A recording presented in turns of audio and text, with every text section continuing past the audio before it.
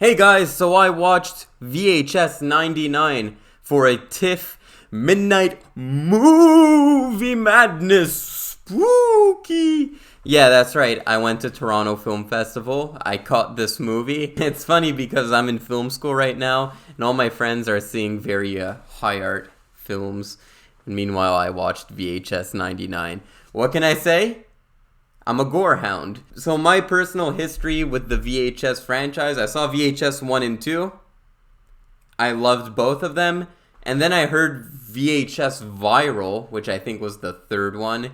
I heard that one was underwhelming, so I skipped it because I don't like bad found footage. I heard VHS 94 was really good, but that one came out on Shudder and I didn't see it. So this is the first VHS movie I'm watching since VHS 2. And I must say, I was really eager to watch this movie just because I had forgotten about this franchise that I thought was really interesting. You get a bunch of independent horror filmmakers together to make one big movie, and it's fun to watch. It has a good kind of Halloween vibe to it. I remember in the first VHS movies, they had kind of this framing device where, especially in the first one, I remember someone would find the VHS cassettes and he would play them one by one. Every time a sketch would end, you would cut back to this framing device and then he would insert the second VHS in it. In this movie, it's not quite like that. It's like as if you found a cassette that was just laying on the ground, and there's some parts that are warped, some parts that are unclear, some parts that have been overwritten with other stuff. And I think that's the thing that worked the best. It kind of accelerated the pace of the movie, and it was fun to see what clever things they would put between the segments. It kind of gave me a Grindhouse vibe. If you guys remember the movie Grindhouse with Tarantino and Rodriguez, they had that part in the movie where they were missing reel and you just jump to the next scene. Or there was the part in the middle that had the phony trailers, and one was directed by Edgar Wright, one was directed by Rob Zombie, and one was directed by Eli Roth. It kind of reminded me of that. It's really a feeling of you just picked up this old haunted cassette and popped it in. Sometimes shit gets overwritten, sometimes shit gets warped, sometimes shit gets damaged. Just gotta deal with it. And yeah, it kind of gave me that kind of Grindhouse vibe. And the way this movie is set up is that each segment is from the year 1999, but you're working your way up to the turn of the century. And I'm sure you guys can imagine what happens at the turn of the century of the year 1999. So like I said, I saw this at TIFF, and the movie started and a presenter came to present the movie, the guy who put together the movie list for the midnight showings, and said that this was the creep show of the VHS franchise. And that's a perfect analogy. This honestly feels like the movie Creep Show. It's very terrifying, it's very campy, it's very scary, and it's very fun. It also gave me a bit of Evil Dead 1 vibes, where it's not quite as campy as Evil Dead 2 and Army of Darkness, where Bruce Campbell is saying zingers, but Evil Dead 1, it's a campy kind of scary movie where the horror still works, but you see the seams in the film, you see the practical effects, and they don't always work, but they don't take you out of the environment. This movie is really good with its practical effects. I can say that for every segment of this movie. Every segment of this movie has some really fun practical effects, and I feel like that's something that's been lacking in my life. I want to see a movie with really good practical effects. I also have to say that this is a much more campy VHS movie when compared to VHS 1 and VHS 2, and I can see that being quite off-putting for some people. At times, the found footage illusion is broken just to make way for some more camp, and you're either going to be okay with that direction or not okay with that direction.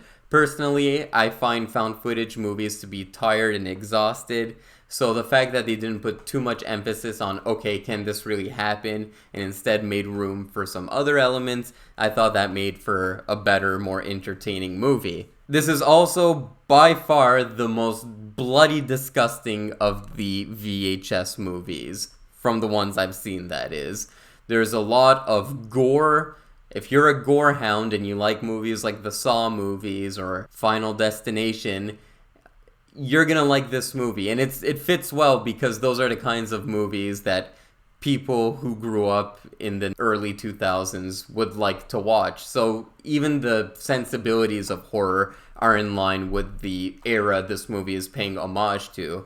But it's not only the gore, there's a lot of gross out in this movie, a lot of disgusting stuff involving different bodily functions that I'm not going to spoil. Gore, to me, I'm okay with. I love watching gore. But as soon as it comes to stuff like that, I'm like, ugh, which my theater was like that too. And whenever something disgusting happened, the whole theater would be like, oh, like that. It was really a fun watch. There are a lot of people walking out of the cinema.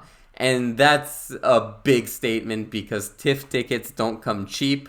You're usually paying a little extra to watch the movie early. And to walk out of a TIFF screening, it means you're not really enjoying the movie. And a lot of people were walking out of the cinema on this one. But a lot of people were really into this movie. I was with a crowd. The theater, I'd say, was at about 75% capacity. And the girl next to me was so fucking into it. There's a part where a girl does like a mean move. Like a girl does like a bitch move. And she just said, "You fucking cunt! You cunt!" I was like, damn. Shh. Yeah, I don't take offense to the C word, but there might be some people in the cinema who do, you know? I didn't tell her that. I just let her have it, you know? She's a woman. We're taking back the C word! I was a little worried going into this movie because I wasn't aware that there was a movie called VHS 94. So I thought this was the first one after VHS Viral. But I was worried going into this movie because of the name VHS 99. I thought they were going to go for the obvious references. As soon as I saw that, like, 1999, I thought of the Captain Marvel trailer. I didn't see the movie Captain Marvel, but the trailer of Captain Marvel was so cringe to me because you have Brie Larson crashing into a blockbuster as Nirvana is playing, and you're just like, oh my god. These are the most obvious references to the decade you can think of. But it doesn't go for the obvious things. It really makes you feel like you're watching a VHS cassette from 1999. You get stuff that aren't the obvious tribute to 1999. One that comes off on the top of my head that isn't a spoiler is a homemade movie that someone's making. And it really feels like something that someone would make in 1999. Now, I want to give you guys a heads up.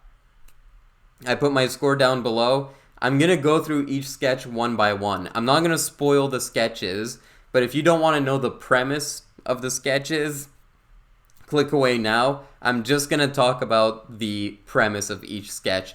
I walked into the cinema. I didn't know what each sketch was about, but I'm sure the trailer is going to show it eventually.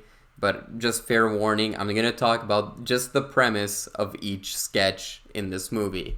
So the first sketch, it's kind of Jackass mixed with a punk rock band, and it was really underwhelming. When I was talking about Captain Marvel, where they go for the super obvious references, this was it. It was kind of just way too obvious with the punk rock music and these emo people, and it was very jumbled, and there was too many cuts, and they overused the overwriting footage effect.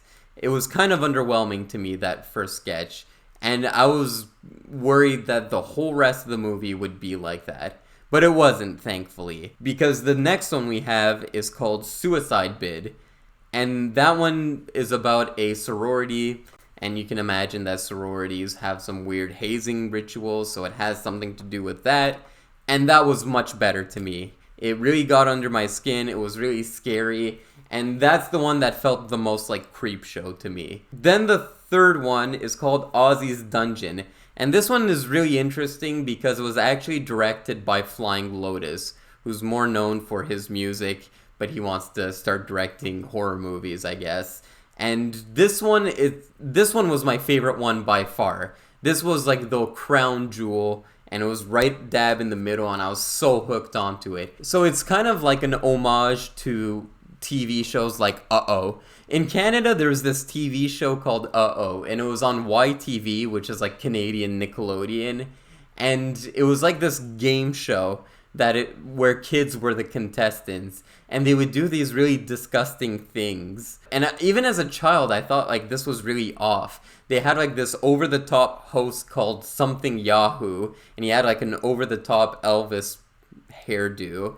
And then there was like this fucking gimp who would throw slime on children, and the challenges were always really disgusting. It's kind of like a parody of that mixed with Jungle Run, which was another one of those types of shows. But this was by far the best one. It was the most deep cut of the 99 references, and it was overall the funnest to watch. Because even as a kid, I would watch those kinds of shows and be like, this is kind of fucked up.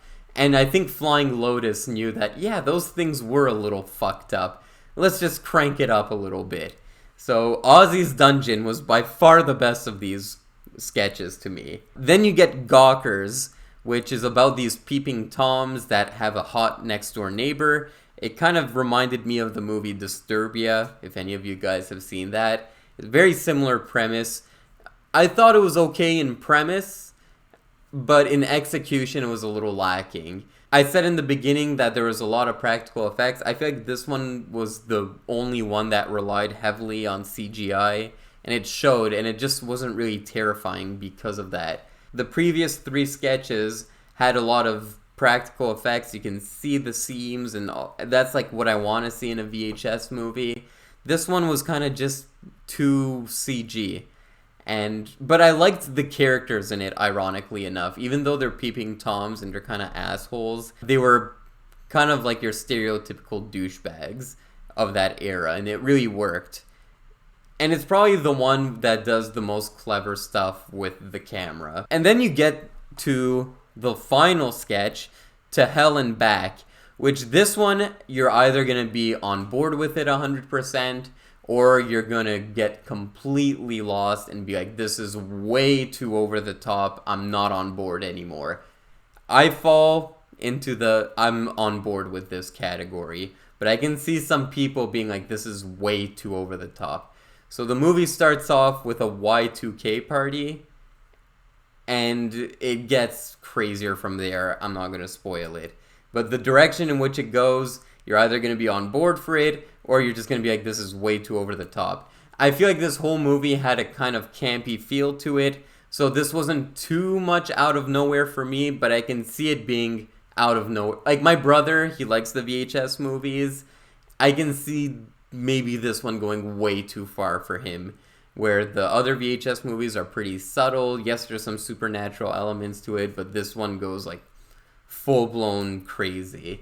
So, yeah. If I had to rank them, I'd say the Flying Lotus one, where it's Jungle Run, then the Y2K one, then Suicide Bid, which is the sorority one, followed by the Peeping Toms one, then the punk band Jackass thing was really underwhelming. It was probably one of the worst VHS sketches, but I'm happy they put it at the beginning and they decided to end it with a banger. So, yeah.